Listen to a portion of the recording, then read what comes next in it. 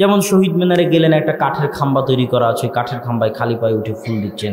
তো ওই কাঠের খাম্বাকে যে সম্মান দিচ্ছেন, ওই সম্মান পাওয়ার যেভাবেই দেন, আপনার অন্তর থেকে যে সম্মানটা আসতেছে অতটুকু সম্মান পাওয়ার একমাত্র হকদারকে, সেটা আপনি একটা নির্জীব বস্তুকে দিচ্ছেন যেমন হিন্দুরা দেয়। তাহলে আপনি এখনো মুসলমান হতে পারেননি, আপনাকে আবার কালেমা পড়ে মুসলমান হতে হবে। আশহাদু আল্লা ইলাহা ইল্লাল্লাহ ওয়া আশহাদু আন্না রাসূলুল্লাহ পড়ে আবার মুসলমান হতে হবে। ঠিক তেমনি ইবাদত বন্দিগি দাসত্ব যার করবেন তিনি হচ্ছেন আপনার ইলাহ, আর ইবাদত বন্দিগি দাসত্ব যার করবেন না তিনি ইলাহ নয়। ইলাহের একটা হক আছে, ইলাহের একটা কি আছে? হক, অধিকার। যেমন আপনার একটা হক আছে আল্লাহর উপর, ঠিক আল্লাহর একটা হক আছে আপনার উপর। আল্লাহর হক আপনার উপর হচ্ছে যে আল্লাহ যা যা সম্মান রাখে, যা যা অধিকার রাখে একজন ইলাহ হিসেবে, ওটার সরিষা সমপরিমাণ আপনি অন্য কাউকে দিবেন না। ইলাহের হকের চুল পরিমাণও আপনি অন্য কাউকে দিবেন না। যদি সরিষা সমপরিমাণ অন্য কাউকে দিয়ে দেন তাহলে আপনি শিরিক করলেন। শিরিক করা মানে ভাগ করা। শিরিককে ইংরেজিতে বলে শেয়ার। শিরকের ইংরেজি কি? শেয়ার। আর বাংলা হচ্ছে ভাগ করা। শরিকানার ব্যবসা বলেন না আপনারা, যে শরিকানার মাধ্যমে এই জমিটা নিয়েছি, এই দোকানটা নিয়েছি, অমুক আমার শরিক, মানে অমুক আমার অংশীদার, অমুক আমার অংশ পাবে। তো শরিকানা মানে ভাগ দেওয়া, অংশ দেওয়া, শেয়ার করা।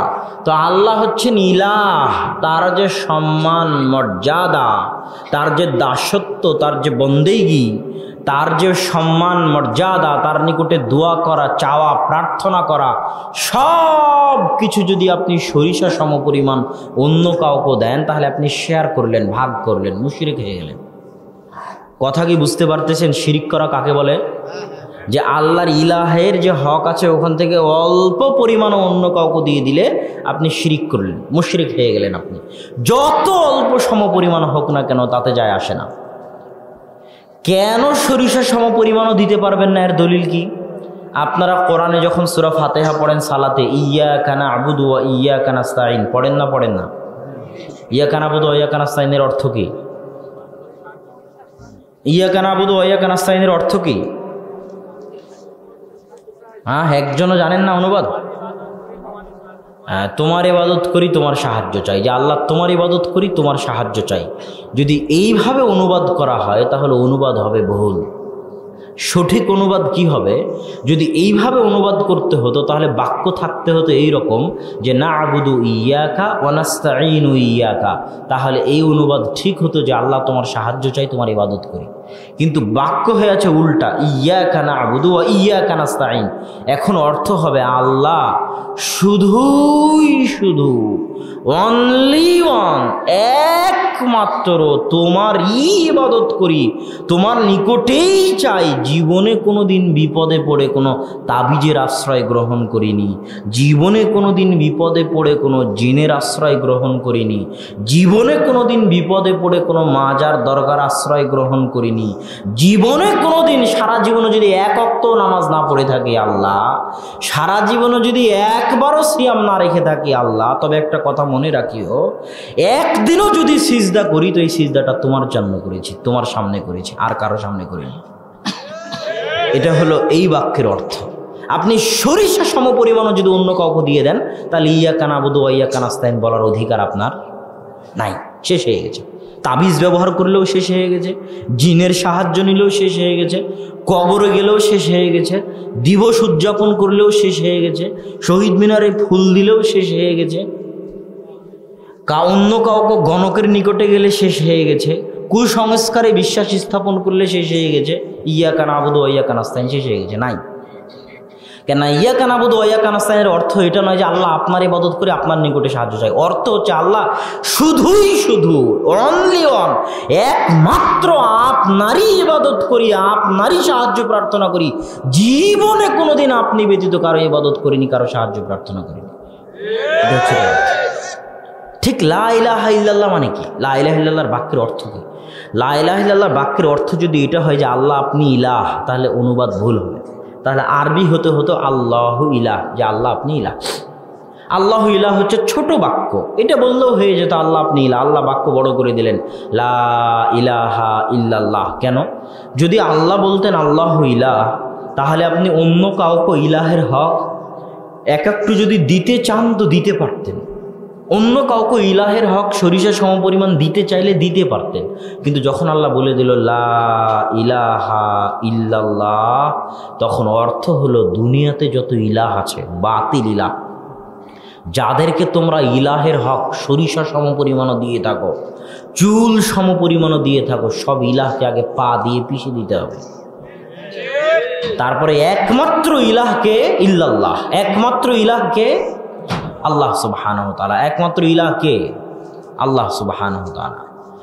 এবার এই জায়গাতেই বুঝেন যে কেন শিরিক এত ভয়াবহ, কেন শিরিক এত কঠিন। আপনি সালাত আদায় করলেন না, এটা যত বড় গুনাহ। সিয়াম পালন করলেন না, এটা যত বড় গুনাহ। জেনা করলেন, এটা যত বড় গুনাহ। সুদ খেলেন, এটা যত বড় গুনাহ।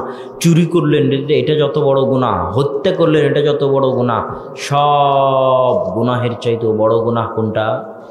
শিরকের গুনাহ। আপনি আল্লাহকে রব হিসেবে মেনে নিয়ে মনে করতেছেন আমি শিরিক করি না। জি না, আপনি ইলাহ কাকে বলে এটা এখনো বুঝেননি।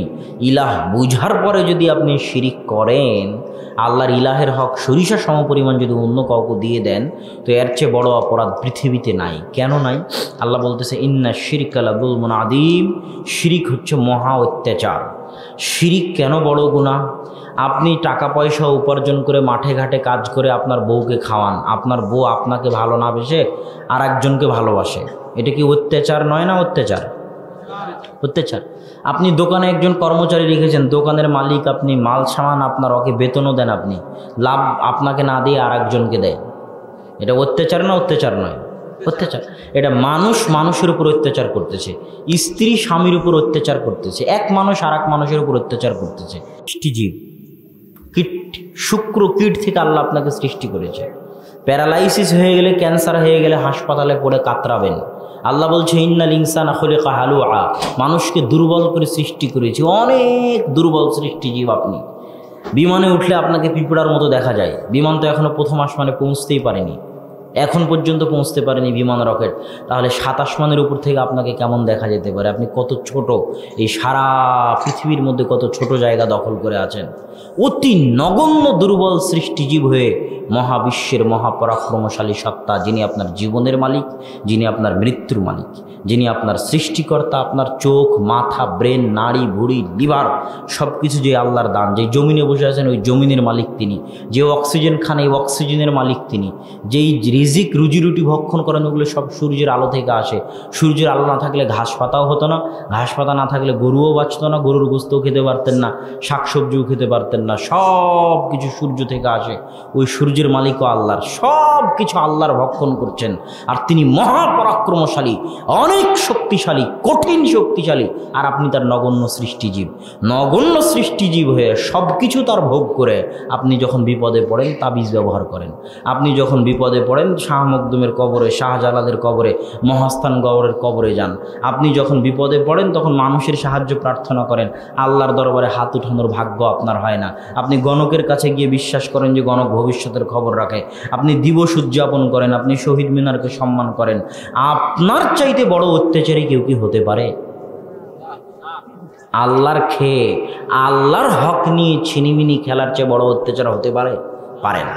এই জন্য আল্লাহ সব গুনাহ বরদাস্ত করবেন, কিন্তু শিরকের গুনাহ বরদাস্ত করবেন না।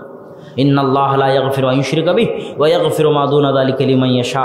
আল্লাহ বলতেছেন ইয়া বানি আদম লাউ আতাইতানি বিকরাবিল আরদি খাতায়া, কিয়ামতের মাঠে যদি আসমান জমিন ভর্তি গুনাহ নিয়ে উপস্থিত হও আর বলে দিতে পারো আমাকে যে আল্লাহ আমি কোনোদিন শিরিক করিনি, এটা যদি বলে দিতে পারো, আমি কোনোদিন কুসংস্কারে বিশ্বাস করতাম না, হাত থেকে পড়ে গেলে মেহমান আসবে, তোমার নাম নিচ্ছি, বহুদিন বাঁচবা, রাস্তা বিড়াল অতিক্রম করে গেল বিপদ আসবে, এরকম উল্টাপাল্টা কোনো কুসংস্কারে কোনোদিন বিশ্বাস করতাম না। কোনোদিন তাবিজ কবজ ব্যবহার করিনি।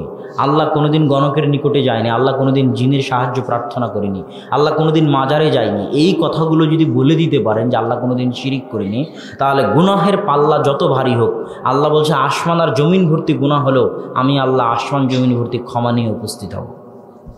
আল্লাহু আকবার। এটাই হলো তাওহীদ, এটাই হলো শিরক। তা আমি যদি আপনাকে বুঝাতে পারি যে ইলাহ কাকে বলে, আলহামদুলিল্লাহ আমি সার্থক। আর যদি বুঝাতে না পারি তাহলে আমি ব্যর্থ। আর যদি বুঝতে পারেন তাহলে নতুন করে কালেমা পড়বেন, আশহাদু আল্লাহ ইলাহা ইল্লাল্লাহ, যে আল্লাহ ব্যতীত কোনো ইলাহ নেই। রব হিসেবে আল্লাহকে রিজিকদাতা সৃষ্টিকর্তা মেনে নিয়ে মনে করিয়েন না যে মুসলমান হয়ে গেছেন। আল্লাহকে ইলাহ হিসেবে মানতে হবে, সেটা বুঝেন। আজকের বক্তব্য থেকে সংক্ষিপ্তভাবে যতটুকু বুঝলেন অতটুকু আল্লাহকে ইলাহ হিসেবে মানেন, দিয়ে নতুন করে মুসলমান হন। তারপরের কথা হচ্ছে যে তাওহীদের তৃতীয় প্রকার থেকে গেল তাওহীদুল আসমাই ওয়াস সিফাত, আল্লাহর নাম এবং গুণাবলী। নাম গুণাবলী জানার কেন দরকার আছে? আপনি আমাকে যদি কোনোদিন না দেখে থাকেন তাহলে আমার পরিচয় এই যে এখানে, আব্দুল্লাহ বিন আব্দুর রাজ্জাক, মাস্টার্স উলুমুল হাদিস, মদিনা ইসলামী বিশ্ববিদ্যালয়। তো আমার নামও জানলেন, আমার বৈশিষ্ট্যও জানলেন। আমাকে না দেখলেও আপনি এটা দেখে আমাকে ধারণা করতে পারবেন যে আমি কে। তো আল্লাহকে কি আমরা দেখতে পাই? আল্লাহ রাসূলকে কি আমরা দেখেছি? আল্লাহ রাসূলকে চিনার উপায় কি? তার নাম মুহাম্মদ, আর ইতিহাস গ্রন্থে হাদিসের গ্রন্থে বলা আছে তিনি এমন ছিলেন, এমন ছিলেন, এমন ছিলেন। তাই আমরা আল্লাহ রাসূলকে চিনি। তো আল্লাহকে তো আমরা দুনিয়াতে দেখতে পাবো না, তো আল্লাহকে চিনবো কীভাবে? আল্লাহর নাম জানতে হবে, আল্লাহর নাম জানতে হবে, তার গুণাবলী জানতে হবে যে আল্লাহ এমন, আল্লাহ এমন, আল্লাহ এমন। আমরা মানুষকে যদি জিজ্ঞেস করি আপনি আল্লাহকে চিনেন, বলে যে হ্যাঁ চিনি। আরে বাবা, আল্লাহকে চিনলে মানুষ জীবনে কোনোদিন গুনাহই করতো না। আমরা যতটুকু খারাপ, যতটুকু গুনাহগার, তার মূল কারণ হচ্ছে আমরা আল্লাহকে চিনি না। আমাদের আল্লাহকে চিনার জ্ঞানের অভাব আছে। আল্লাহর নাম এবং গুণাবলী জানতে হবে। আল্লাহর নাম এবং গুণাবলী জানার গুরুত্ব এত বেশি, এত বেশি, এত বেশি যে রাসূল সাল্লাল্লাহু আলাইহি ওয়াসাল্লাম বলতেছে, কেউ যদি সূরা ইখলাস, সূরা ইখলাস কোন সূরা বলেন তো? কোন সূরা? সূরা ইখলাস, কুল হুয়াল্লাহু আহাদ। কেউ যদি কুল হুয়াল্লাহু আহাদ 3 বার পড়ে তাহলে সে কোরআন একবার খতম করলো।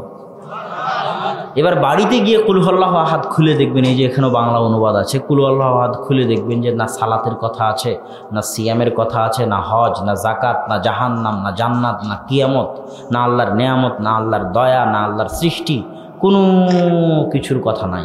শুরু থেকে শেষ পর্যন্ত খালি আল্লাহর নাম আছে, আল্লাহর পরিচয় আছে। আল্লাহু আকবার, আল্লাহু আকবার। যে একটা সূরার মহত্ব এত কেন বেশি? কিছুই নাই, খালি আল্লাহর নাম আর আল্লাহর গুণাবলী আছে। যে আল্লাহকে দুনিয়ার মানুষ যদি জানতে চায় আল্লাহকে, তাহলে তাকে সূরা ইখলাস পড়তে হবে। কেউ যদি দাবি করে বসে যে আমি আল্লাহ, তাহলে সে সত্যি আল্লাহ কিনা এটা আপনি যাচাই করবেন কোন সূরা দিয়ে? সূরা ইখলাস দিয়ে। আর একটা হাদিস শোনায়, আল্লাহ রাসূল বলতেছে, কেউ যদি 5 ওয়াক্ত সালাতের পরে আয়াতুল কুরসি পড়ে, লা ইয়ামনাউহু মিন দুখুলিল জান্নাহ ইল্লাল মাউত, জান্নাতে ঢুকতে কিছুই বাধা দিবে না মৃত্যু ছাড়া। জান্নাতে যায়নি কেন? মরেনি তাই, এই জন্য জান্নাতে যায়নি, মরলেই জান্নাতে যাবে। তো আয়াতুল কুরসির মধ্যে কি আছে? কিছুই নাই। আপনি আয়াতুল কুরসি খুলে দেখেন, না সালাতের কথা, না সিয়ামের কথা, না হজের কথা, না জাকাতের কথা, না জান্নাত, না জাহান্নাম, না কিয়ামত, কোনো কিছুর কথা নাই। শুরু থেকে শেষ পর্যন্ত শুধু কে আল্লাহ, আল্লাহ কেমন, আল্লাহর নাম কি, আল্লাহর গুণাবলী কি, আল্লাহর পরিচয় দেওয়া আছে আয়াতুল কুরসির মধ্যে। এই জন্য আয়াতুল কুরসির এত দাম। তাহলে আল্লাহর নাম ও গুণাবলীর দাম আছে না নাই? দাম আছে। এই জন্যই তো আল্লাহ রাসূল বলতেছে, ইন্না লিল্লাহি 99 আসমা, আল্লাহর 99টা নাম আছে। মান আহসাহা দাখালাল জান্নাহ, কেউ যদি 99টা নাম আয়ত্ত করে নেয় সে জান্নাতে চলে গেছে। তাহলে আল্লাহর নাম ও গুণাবলীর কত গুরুত্ব। তো আল্লাহর 99টা নাম আয়ত্ত করা মানে খালি মুখস্থ করে নেওয়া, আল্লাহু আর রহমান আর রহিম আল গাফফার আল জব্বার, শুধু মুখস্থ করে নেওয়া জি না। আয়ত্ত করার অনেক অর্থ আছে। আয়ত্ত করার অর্থগুলোর একটা অর্থ হচ্ছে যে আল্লাহর রঙে রঙিন হওয়ার চেষ্টা করতে হবে। আল্লাহর রঙে কি হওয়ার চেষ্টা করতে হবে? রঙিন। কিভাবে আল্লাহর রঙে রঙিন হবেন? আল্লাহর রঙে রঙিন হওয়ার উপায় হচ্ছে আল্লাহর যে যে গুণাবলী মানুষ ধারণ করতে পারবে, মানুষের উচিত সেই সেই গুণাবলী ধারণ করার চেষ্টা করা। এই যে আপনার মনোযোগ আকর্ষণ করতেছি ভাই, আপনাদের দৃষ্টি আকর্ষণ করতেছি যে আল্লাহর রঙে রঙিন হওয়া মানে কি? আল্লাহর যে যে গুণাবলী আপনি ধারণ করতে পারবেন ওই ওই গুণাবলী ধারণ করার চেষ্টা করা। যেমন আল্লাহ হচ্ছেন হাইয়ুন, চিরঞ্জীব। আপনি কি চিরঞ্জীব হতে পারবেন? আপনি তো কালকে কখন মারা যাবেন কোনো ঠিক নেই। কিন্তু আল্লাহ হচ্ছেন আর রহমান, দয়ালু। আপনি কি দয়ালু হতে পারবেন না পারবেন না বলেন তো? পারবেন। এই জন্য আল্লাহ বলছে, ইরহামু মান ফিল আরদি ইয়ারহামুকুম মান ফিস সামা। দুনিয়ার মানুষের উপর তোমরা দয়া করো, আমি আল্লাহ তোমাদের উপর দয়া করব। তো আল্লাহর গুণ কি খারাপ গুণ না ভালো গুণ বলেন তো? ভালো গুণ।